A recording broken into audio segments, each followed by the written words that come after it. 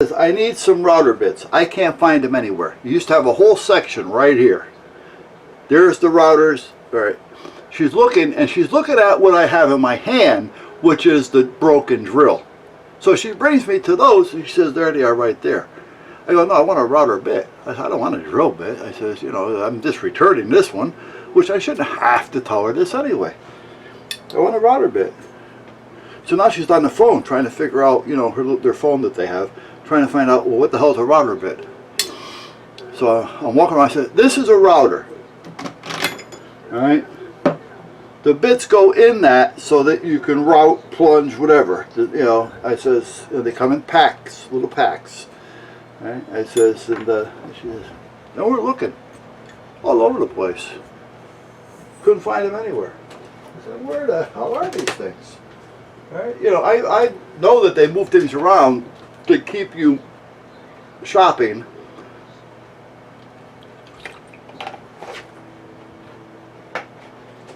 Because the more they keep you in the store, the more things you're going to find to buy. That's the logic behind it all. But come on, you would normally keep, you know, you keep your drill bits with your drills, keep your saw blades with your saws. You think you would keep the router bits with the routers? Well, after walking around, apparently somebody put them in the wrong place. And so we found them. I grabbed one of those. But it was just the whole Home Depot's experience over the last 2 days has been like going to a brand new Home Depot with people that they just hired off the street and have no idea what they're doing. I mean, that's what it was like today. Now, what am I going to do with these? Yeah! Alright, now where's your dentist? Where is he? Oh, okay. Alright. Call me if you need me. Call me if you need me. I love you. So I seen this and I said, you know what? I know I can have a use for this someplace. Even if I want to wire lights into this thing, or use this to go inside one of the pieces of wood, if I can get a round hole big enough. And then I'm thinking, wait a minute, let me grab one of these as well. Because what I can do with this is I can use it almost like a plunger, what do you call those bits? Plunger bit or whatever. It's got the drill bit with the outer square so it cuts as it drills. So you know what I can do? I can take this, sharpen the end, and once I drill a hole of sort, then I can take this with the sharp end and drive it through the hole, which will square it off. Once it's, because if I can't get it big enough with this thing to fit this stuff, I'll go square. Then I can put this in there with the light in this. The light will shine through the hole. Plus, I can tape up before I put it in where I don't want it to be. For instance, where the gouge is. Where is that? There it is. For instance, if I was going to put this in here, I can take this gouge part right here. So I would take these 3 holes, put some tape over it. So when I throw this in there, when I pour it, the tape will stop it from running in and running down and out and around. I think I explained that right. So you kind of know what I'm talking about, I think. So that's what I bought this one for. So I bought this one to sharpen as a cutter. And I won't use it all as a cutter, but I'll use it as a cutter. And then I bought this one to use as an inner piece if in fact I need it. So they were like 10, 12 bucks a piece, so it wasn't like it's a big deal. So that was my Home Depot experience today and my purchases. And so now I can take this thing and, hold on.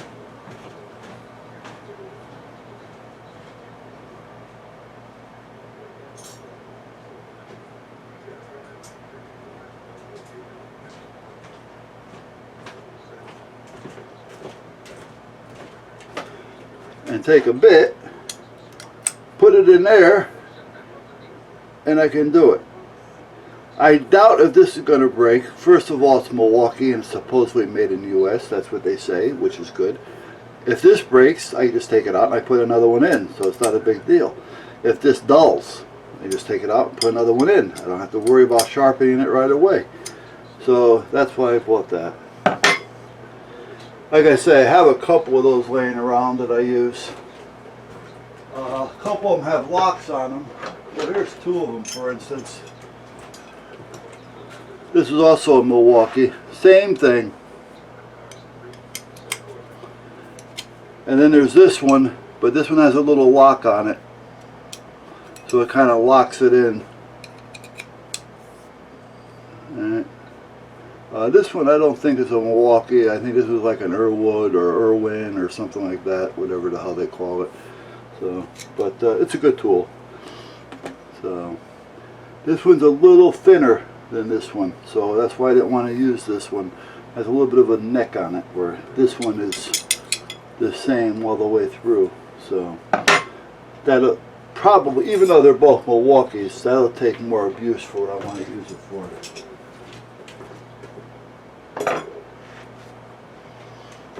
So that's kind of where we're at. So we got a few things done. And I got some more stuff. Oh, let me see something. Hold on a minute. I took the gas grill apart. We have one of those gas grills out there. I originally bought it. It was a 3-burner plus the stovetop. I originally bought it because I was using it to heat up Kydex. And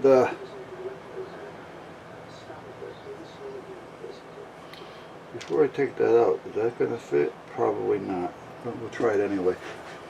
When I was making the Kydex holsters, but I got the toaster oven, so I really don't need it. But I had it anyway. But we started using it as a grill. You know, it's the black one, it's the round one with the 2 little chimneys on it. But you know what? They start to rust out after a while, and the next thing you know, you're spending more money to fix them than they're actually worth. So we decided just to stick with charcoal. Alright, I think we get a better taste and we don't have to worry about it. But meanwhile, I decided to pull out all the gas burners on it, which I did. I knew it was the wrong size. And just put a grate on the bottom and make it a charcoal burner, which it is. Now the gas stove part, or this burner, really isn't bad at all. This is in bad shape, but that's easy to fix. So I'm going to clean this up. And I'm thinking about putting this over here out back next to the furnace. So if I want to cook something on it or heat something up, I have it. Because I have the propane.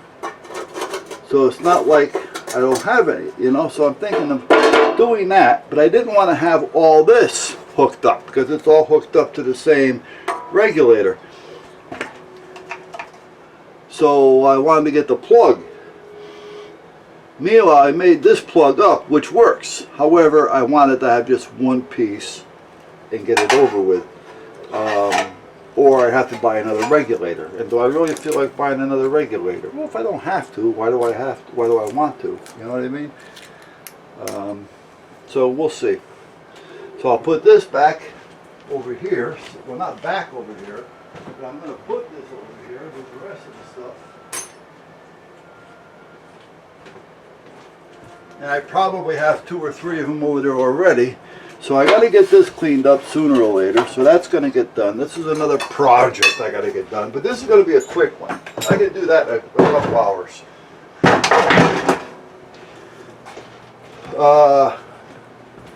The tubing, I'm going to put a piece of pipe in this now, actually. Let me get it. Let me see here. What do I need?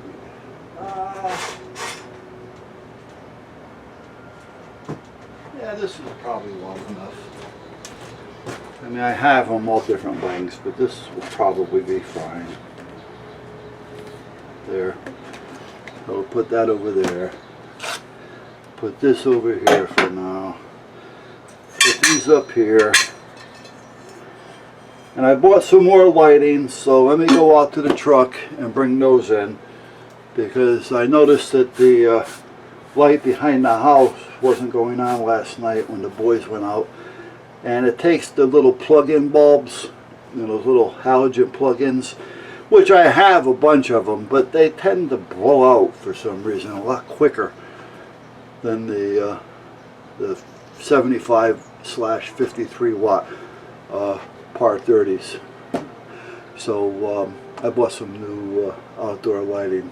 So let me take care of that and I'll be right back.